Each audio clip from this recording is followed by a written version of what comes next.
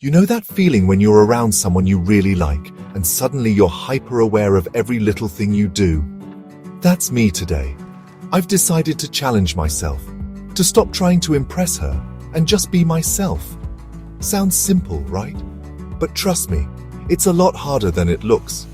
I used to catch myself pretending to like music I'd never heard of, laughing a little too hard at jokes that weren't that funny, or even changing the way I talked just to try and fit in. And honestly, it just made me feel more anxious and unsure of who I was. All those thoughts, am I good enough? What does she think of me? Just spinning around in my head, making it feel impossible to relax. Trying to impress someone can feel like you're wearing a mask. You get stuck acting out this version of yourself that you think they'll like, but deep down, you know it's not really you. And the more you do it, the more you start doubting your own worth. It's exhausting, it's confusing, and honestly, it never really works out the way you hope. But here's the wild part. I'm not alone in this. So many of us fall into this trap because somewhere along the way, we picked up the idea that we have to be a certain way to be liked, to fit in, or to be enough for someone else.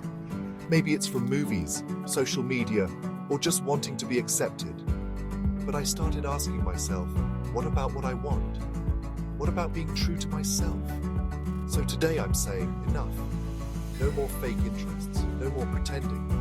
I want connections that are real and actually mean something. When I show up as my true self, I can relax. I can be honest, even if I'm a little awkward or say the wrong thing. Because that's where real connection happens.